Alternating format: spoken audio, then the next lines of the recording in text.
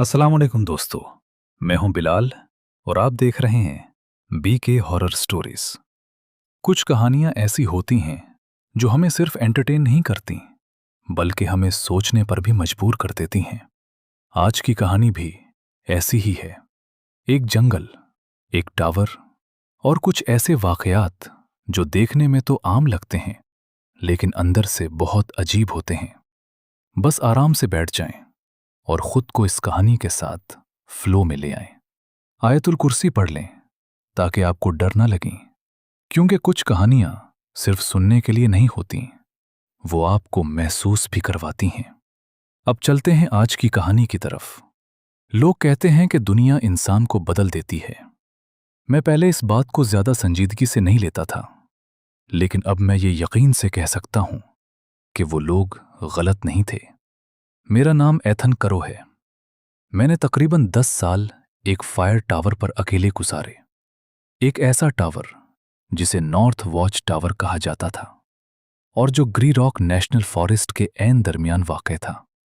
ये जंगल कनाडा और शुमाली अमेरिका की सरहद के करीब एक वीरान इलाके में फैला हुआ था, जहां मोबाइल नेटवर्क खत्म हो जाता है।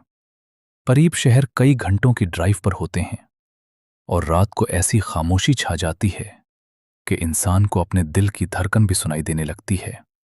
मेरी नौकरी बज़ाहिर सादा थी। जमीन से तकरीबन 100 फुट ऊंचे एक लोहे के टावर पर बैठकर एक पावरफुल बाइनोकुलर के जरिए चारों तरफ जंगल को देखना, और अगर धुएं की कहीं बारीक सी लकीर भी नजर आए तो फौरन रेडियो पर इत्तला देना। आजकल ये हम ज्यादातर सैटेलाइट और ड्रोन करते हैं, लेकिन ग्री रॉक फॉरेस्ट जैसे इलाके में अभी भी इंसान की आंख पर भरोसा किया जाता है। शायद इसलिए कि मशीन देख तो लेती है लेकिन महसूस नहीं कर पाती। और यही एहसास बाद में मेरी जिंदगी का सबसे बड़ा मसला बन गया। ये मेरी तीसरे सीजन की बात है। मई का आखिरी हफ्ता था।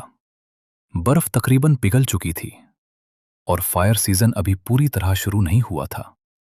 सुबह एक सप्लाई हेलीकॉप्टर मेरा राशन, पानी और फ्यूल छोड़कर गया। मैं टावर के अंदर सामान तरतीब दे रहा था कि आदतन मैंने बाइनोकुलर आंखों से लगाई और जंगल पर नजर डाली।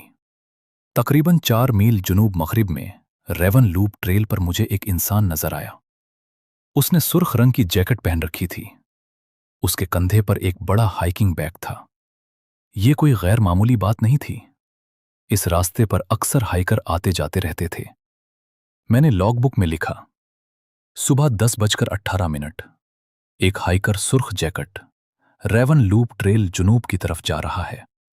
तकरीबन 2 घंटे बाद इसी ट्रेल पर दूसरी सिमत से एक और हाइकर नजर आया। उसने नीली जैकेट पहन रखी थी और उसका बैग छोटा था, शायद सिर्फ एक दिन के सफर का। मैंने दूरबीन से देखा कि दोनों एक छोटे से खुले मकाम पर मिले। वो रुके, बात की। बाइनोकुलर से अंदाजा हो रहा था कि वो एक दूसरे को पहले नहीं जानते थे। तकरीबन 15 मिनट बाद वो अलग हो गए।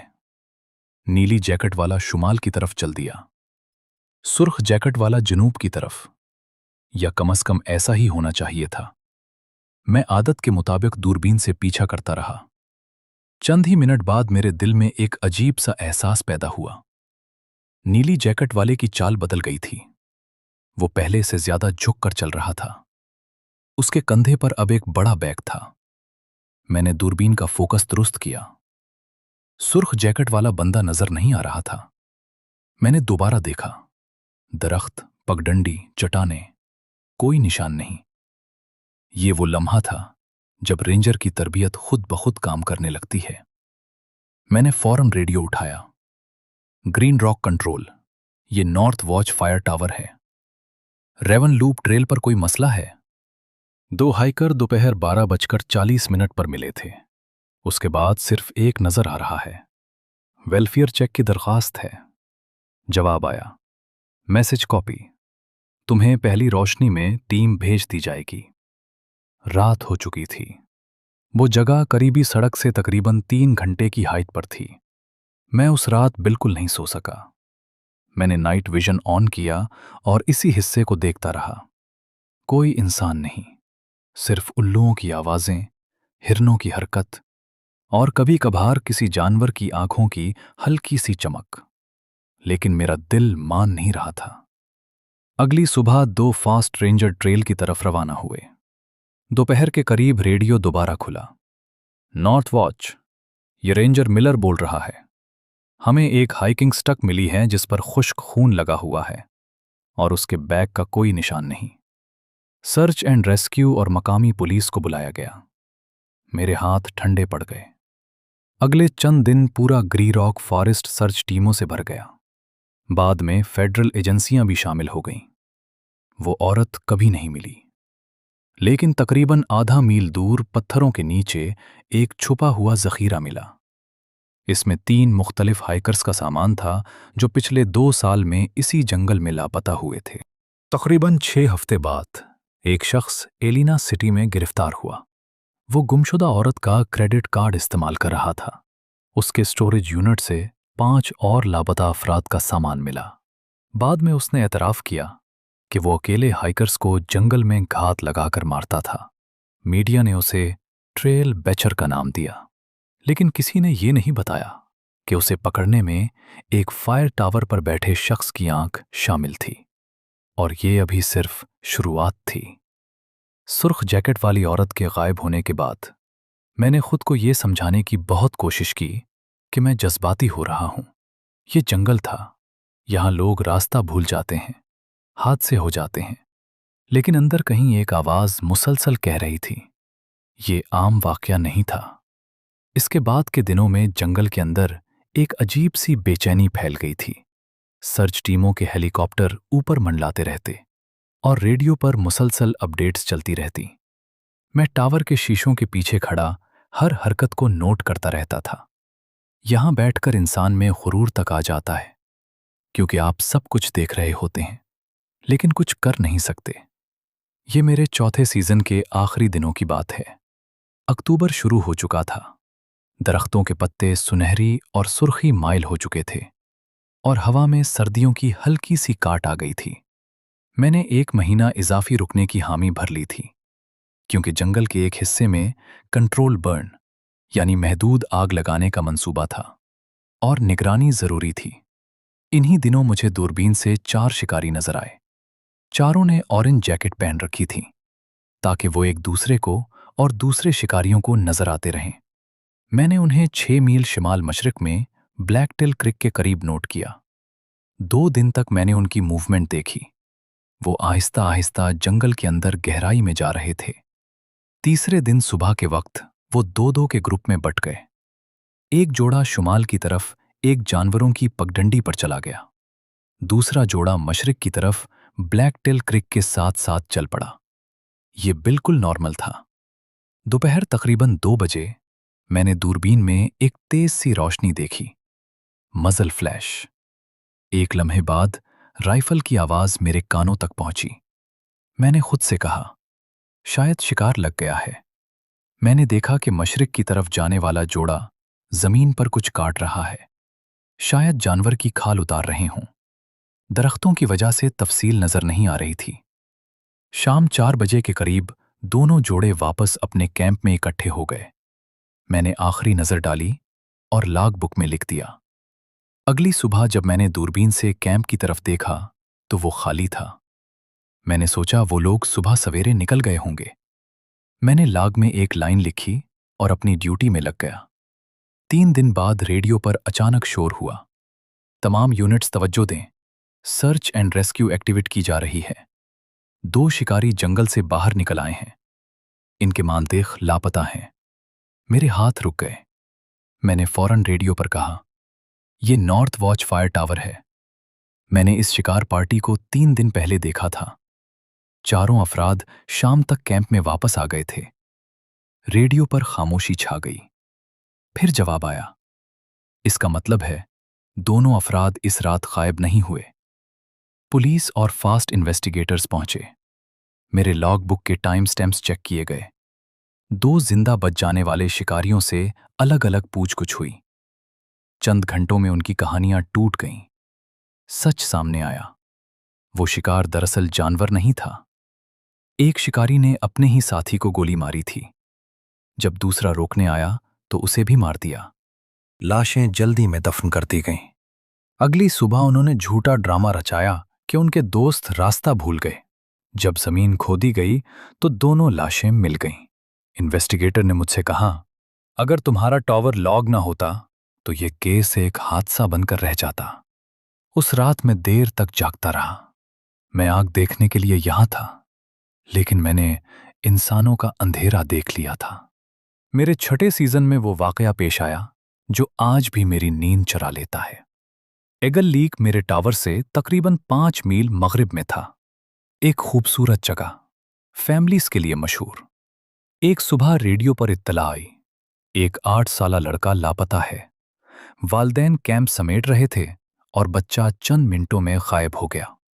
दोपहर तक मेरा टावर सर्च ऑपरेशन का मरकजी पॉइंट बन गया। 12 सर्च टीमें, 2 कश्तियां और एक हेलीकॉप्टर इलाके को कवर कर रहे थे। शाम 3:48 पर मैंने एगल लीक से 1 मील शुमाल कुछ अजीब हरकत देखी। मैंने दूरबीन फोकस की। एक बालिग आदमी जंगल में तेजी से चल रहा था और उसने कुछ उठा रखा था, बच्चे के साइज का। मेरा दिल जोर से धड़कने लगा। मैंने फौरन रेडियो उठाया। मुमकिना सस्पेक्ट, एगल लीक से 1 मील शुमाल। एक बालिग शख्स किसी बच्चे जैसी चीज को उठाए शुमाल की तरफ जा रहा है। तमाम टीमों का रुख फौरन बदल दिया गया। मैं मुसलसल अपडेट देता रहा। नहर क्रॉस कर रहा है, अब पुरानी लॉगिंग रोड की तरफ मुड़ रहा है। चंद मिनट बाद रेडियो पर आवाज आई, सब्जेक्ट को हिरासत में ले लिया गया है। वो शख्स पहले से सजायाफ्ता मुजरिम था जो जाली शनाख्त पर कैंप ग्राउंड के करीब रह रहा था। वो कई दिनों से उस फैमिली को देख रहा था। उसने बच्चे को बहला फसला कर ले जाने की कोशिश की। उसका इरादा उसे जंगल के अंदर एक पुरानी कैबन में ले जाने का था, जहां खुराक, रस्सियां और ऐसी चीजें मौजूद थीं जिनके बारे में मैं बात भी नहीं करना चाहता। अगर वो बच्चा वहां पहुंच जाता, वो कभी ना मिलता। इस वाकये के बाद मैं कई दिन तक खुद को अजीब महसूस करता रहा। पहले मुझे लगता था कि ये टावर सिर्फ एक जगह है, लेकिन अब ऐसा लगने लगा था जैसे ये टावर मुझे देख रहा हो, जैसे मैं यहां बैठा नहीं बल्कि किसी इम्तिहान में हूं। फिर आया 7वां सीजन और वो चीज जिसने सब कुछ बदल दिया। जून का महीना था। रेडियो पर हलचल थी। 2 कैदी जेल से फरार हो गए थे और मुमकिना तौर पर जंगल की तरफ आ सकते थे। मुझे हिदायत मिली कि हर गैर मामूली इंसानी हरकत पर नजर रखूं। चौथे दिन शाम को मैंने दूरबीन से एक अजीब मंजर देखा। एक गहरी सब्ज एसयूवी एक बंद सड़क पर खड़ी थी। ये खुद में एक रेड फ्लैग था। मैंने इत्तला दी। तकरीबन 1 घंटे बाद 2 आदमी जंगल से निकले। वो घबराए हुए लग रहे थे और कुछ भारी चीज गाड़ी में डाल रहे थे। फिर एक औरत भी नजर आई, ड्राइविंग सेट पर। एसयूवी हरकत में आई। उसके बाद का 1 घंटा मेरी जिंदगी का अजीब तरीन वक्त था। मैं जमीन पर नहीं, आसमान से उनका पीछा कर रहा था। मैं मुसलसल अपडेट दे रहा था। गाड़ी मगरिब की तरफ मुड़ रही है, रफ्तार तेज है, अब नाले में दाखिल हो रही है। आखिरकार पुलिस ने उन्हें रोक लिया। वही फरार होने वाले कैदी थे। गाड़ी से हथियार और चोरीशुदा रकम मिली। एक एफबीआई एजेंट बाद में मेरे टावर के नीचे आया और बोला, कभी हमारे साथ काम करने का सोचा है? मैंने जवाब दिया, मुझे दरख्त इंसानों से ज्यादा पसंद है। लेकिन दिल में मैं जानता था अब कुछ बदल चुका था। फिर शुरू हुआ असल डर। रेडियो में अजीब आवाजें आने लगीं। पहले हल्की स्टार्टक, फिर टूटी फूटी आवाजें, ऐसी फ्रीक्वेंसी पर जो हमारी नहीं थी। हर रात तकरीबन 2:57 पर मैंने इन कोऑर्डिनेट्स को नक्शे पर मार्क करना शुरू किया।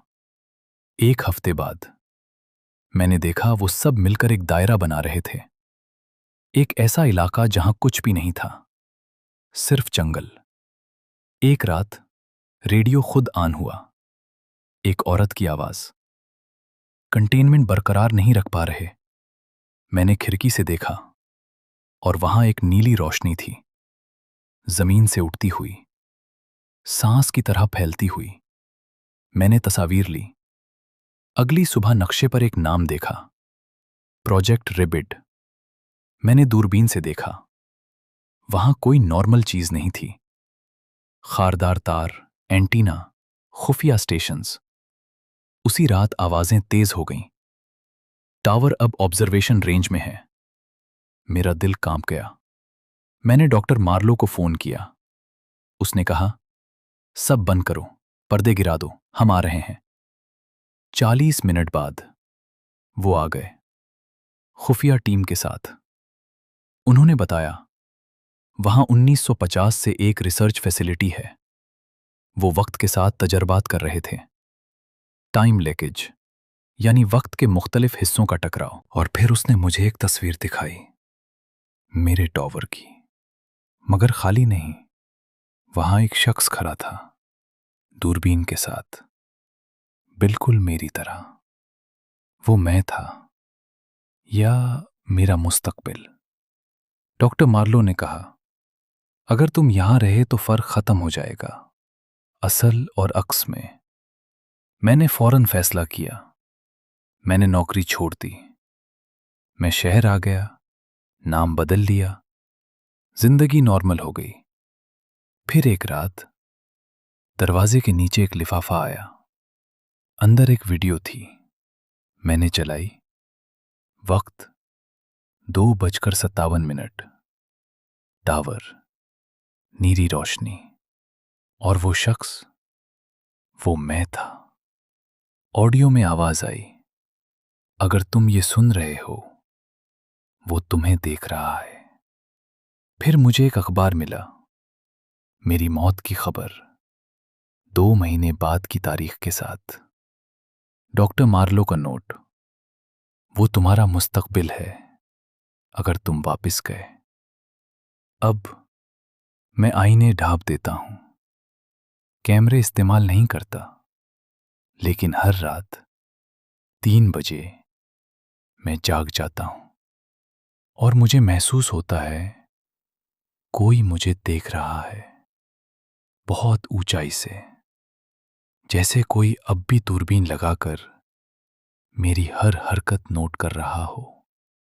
अगर आप कभी किसी जंगल में फायर टावर देखें और लगे कि वहां कोई मौजूद है, तो मत रुकना, क्योंकि कुछ लोग नौकरी छोड़ देते हैं, नाम बदल लेते हैं, लेकिन नजर हमेशा वापस देखती है।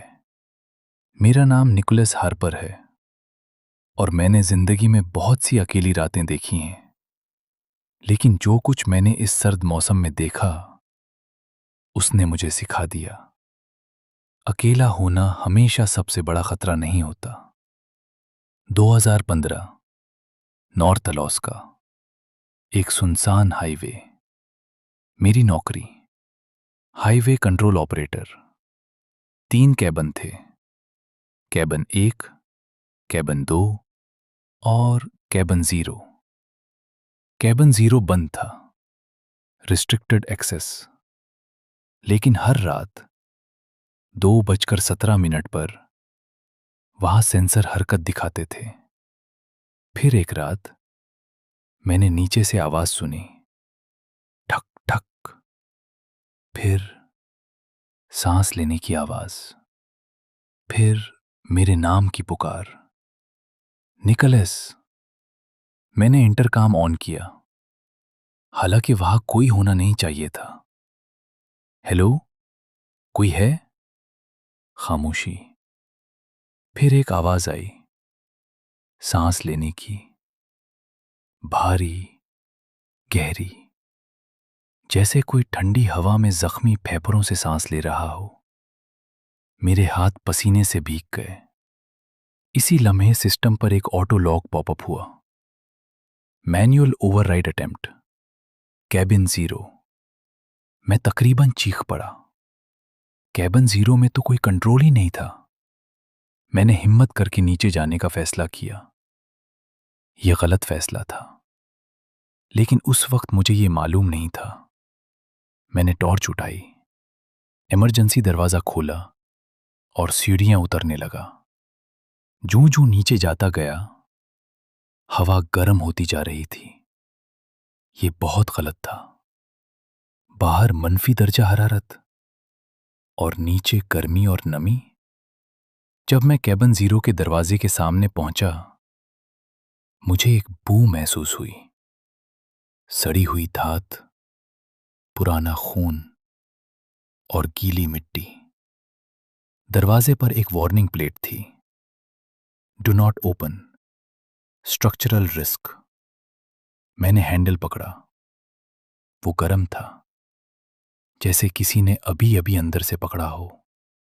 मेरे पीछे लाइट फ्लिकर हुई और इसी लम्हे अंदर से आवाज आई, निकोलस। मैं वहीं जम गया। मैंने किसी को अपना नाम कभी नहीं बताया था। आवाज दोबारा आई, दरवाजा खोलो। और फिर दरवाजे के अंदर से जोर पड़ा। दरवाजा हिल गया, छत से मिट्टी गिरी। मैं पीछे लड़खड़ा गया। मैं भागा ऊपर की तरफ। सीढ़ियां चढ़ते हुए मुझे महसूस हुआ कि नीचे कुछ हरकत कर रहा है, जैसे वो केबिन में कैद नहीं, बल्कि केबिन ही उसके लिए बनाया गया हो। मैं कंट्रोल रूम में वापस आया, दरवाजा बंद किया, तमाम कैमरे ऑन किए और फिर मैंने देखा केबिन 0 का कैमरा खुद ब खुद ऑन हो चुका था। स्क्रीन पर जो नजर आया उसने मुझे तोड़ दिया। वो कोई मुकम्मल शक्ल नहीं थी, एक इंसानी सा धड़, लेकिन बहुत लंबा, जोड़ गलत जगहों पर, और चेहरा जैसे कभी बना ही ना हो। वो चीज आहिस्ता आहिस्ता कैमरे के करीब आ रही थी। उसके पीछे दीवार पर एक तहरीर थी, if it learns your name it's too late. अगर ये तुम्हारा नाम सीख ले तो बहुत देर हो जाती है। इसी लम्हे कंट्रोल रूम के दरवाजे पर दस्तक हुई। दरवाजे के नीचे साया नजर आया। मैं अकेला नहीं था। मैंने स्क्रीन की तरफ देखा। वो चीज अब पूरे फ्रेम में थी। उसकी टांगें गैर मामूली लंबी, घुटने उल्टे, जिस्म खिंचा हुआ, और फिर उसने सर झुकाया, जैसे मुझे देख रही हो। दस्तक दोबारा हुई। मैंने डरते हुए पूछा, कौन है? बाहर से सरगोशी आई, तुम? मेरा खून जम गया। वो मेरी ही आवाज थी। मैं पीछे हटा। मैं कंसोल की तरफ गया। वहां रिकॉर्ड खुले हुए थे। पिछले 17 साल में हर 4 से 5 साल बाद एक नाइट ऑपरेटर गायब हुआ था, और सबके साथ एक चीज मुश्तरक थी, लास्ट इंटरेक्शन केबिन 0। मेरे हाथ कांपने लगे। मैंने एक फाइल खोली, जेड प्रोटोकॉल। उसमें लिखा था, केबिन 0 कंट्रोल यूनिट नहीं, कैद खाना है। ये दरवाजा नहीं तोड़ती, इंतजार करती है। और सबसे खौफनाक लाइन, जब ये किसी का नाम सीख ले, मुंतकली शुरू हो जाती है। मुंतकली। इसी लम्हे लाइट्स बंद हो गईं। केबिन 0 का कैमरा खाली हो गया। दरवाजा खुद ब खुद खुलने लगा। मैं फंस चुका था। दरवाजा खुला और वो बू कमरे में भर गई। वो अंदर नहीं आई, बस दरवाजे पर खड़ी रही, जैसे इंतजार कर रही हो। फिर उसने कहा, निकोलस हार्पर, मेरा पूरा नाम। मैं चीखा, तुम मेरा नाम नहीं जान सकती। उसने सर झुकाया, अब जानती हूं। और फिर जमीन हिलने लगी। कंक्रीट में दरारें पड़ गईं। सिस्टम ने आखिरी अलर्ट दिया, कंटेनमेंट फेलियर। मैं भागा। हाईवे गेट्स खोल दिए। मैं नहीं जानता कितनी देर भागता रहा। जब बाहर आया तो सुबह हो रही थी। केबिन 0 जमीन में धंस चुका था, जैसे कभी था ही नहीं। मैंने नौकरी छोड़ दी।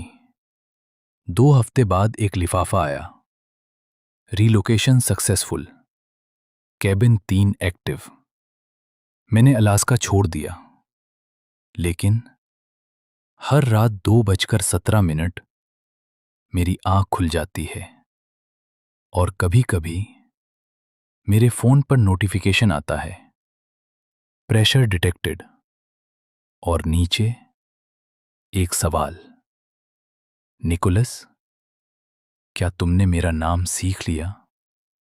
मैंने फोन तोड़ दिया, शहर छोड़ दिया, लेकिन एक रात मैंने गलती कर दी। मैंने जवाब दे दिया। फोन आया, मैंने उठाया। खामोशी। फिर वही सांस। तुमने मुझे पहचाना नहीं? मैं कांप गया। मैंने पूछा, तुम क्या हो? जवाब आया, हम वो हैं जिन्हें बंद करना सिखाया गया था, मारना नहीं। मैंने फाइल दोबारा पढ़ी। ये मखलूक नहीं, सिस्टम था। अकेला इंसान, सिस्टम के लिए गैर मुस्तहकम। और फिर मुंतकिल इंसान नहीं, उसकी शनाख्त। फोन फिर बजा। वो लोग जो गायब हुए। मैंने पूछा, वो गायब नहीं हुए, वो शामिल हो गए। मैं साकित रह गया। और तुम? अभी मुकम्मल नहीं हुए। मैंने पूछा, अगर मैं इनकार कर दूं? जवाब आया, इनकार सिस्टम में ऑप्शन नहीं होता।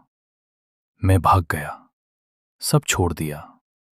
लेकिन आज भी हर रात 2:17 मैं जाग जाता हूं, और कभी कभी मुझे लगता है कोई मेरा नाम सीख रहा है। अगर आप कभी किसी बर्फानी सड़क पर किसी बंद कैबिन के पास रुकें और अंदर से कोई आपका नाम ले, तो जवाब मत दीजिएगा। ये थी आज की कहानी। उम्मीद करता हूं आपको ये स्टोरी पसंद आई होगी और आपने उसे आखिर तक एंजॉय किया होगा। अब सवाल ये है कि क्या ये सब वाकई इत्तेफाक था, या फिर कुछ ऐसा था जो हमारी समझ से बाहर है? अगर आपको आज की कहानी अच्छी लगी हो तो वीडियो को लाइक करें, चैनल बीके हॉरर स्टोरीज को सब्सक्राइब करें और बेल आइकन जरूर प्रेस करें ताकि अगली कहानी आपसे मिस ना हो। मैं हूं बिलाल, और मिलते हैं अगली कहानी में एक नए इंटरेस्टिंग ट्विस्ट के साथ। अपना बहुत ख्याल रखें और आराम से रहें। अल्लाह हाफिज।